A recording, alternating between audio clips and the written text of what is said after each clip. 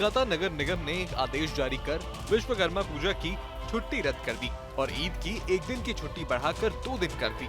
नगर निगम के इस आदेश पर पश्चिम बंगाल में एक बार फिर से सियासी पारा चढ़ गया है और जमकर बवाल हुआ। बवाल बढ़ता देख कोलकाता नगर निगम यानी केएमसी ने इस आदेश को तत्काल रद्द करने का ऐलान कर दिया। साथ ही कोलकाता नगर निगम ने इस आदेश को जारी करने वाले शिक्षा विभाग के अधिकारी को कारण बताओ नोटिस भी जारी किया है। हालांकि कोलकाता नगर निगम का कहना है कि ये भूल अनजाने में हुई और ये टाइपिंग मिस्टेक थी। आपको बता दें कि 25 फरवरी को जारी इस नोटिस पर केएमसी के शिक्षा विभाग के मुख्य प्रबंधक के नाम से दस्तखत किए गए थे, जबकि ये छुट्टी कोलकाता नगर निगम के हिंदी मीडियम स्कूलों के लिए थी।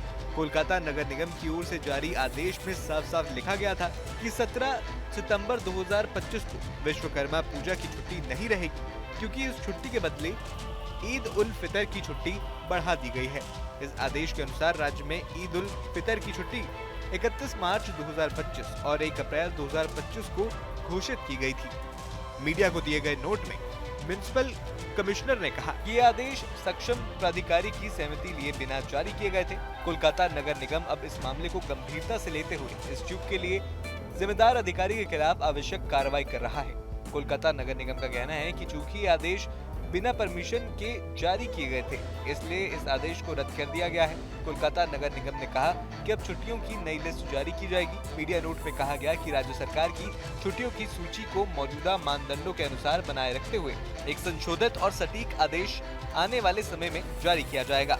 इस बीच बीजेपी राज्य में छुट्टियों में बदलाव पर सत्तारूढ़ तृणमूल कांग्रेस पर हमला बोल रही है। बीजेपी का कहना है कि जब उन्होंने इस मुद्दे को उठाया तभी केएमसी को इस आदेश को रद्द करने के लिए बाध्य होना पड़ा। बंगाल बीजेपी का आरोप है कि ये विश्वास करने योग्य नहीं है कि नगर निगम अधिकारी विश्वकर्मा पूजा की छुट्टी रोकने और ईद उल फितर की छुट्टी बढ़ाने के फैसले की जानकारी उन्हें नहीं थी। साथ ही बीजेपी ने ममता सरकार से सवाल पूछा कि शिक्षा विभाग के चीफ मैनेजर को ऐसा आदेश जारी करने के लिए किससे हुक्म मिला, क्योंकि बंगाल का कोई भी अधिकारी अपने दम पर ऐसा आदेश जारी नहीं कर सकता।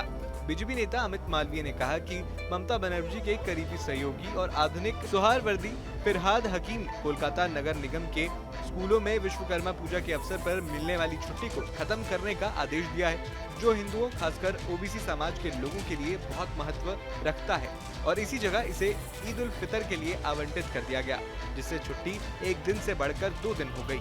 पूरे मसले पर टीएमसी रक्षात्मक मोड में दिख रही है। टीएमसी का कहना है कि कोलकाता नगर निगम का प्रशासन फिरहाद हकीम के हाथों में है, इसलिए बीजेपी इस मामले को हवा दे रही है।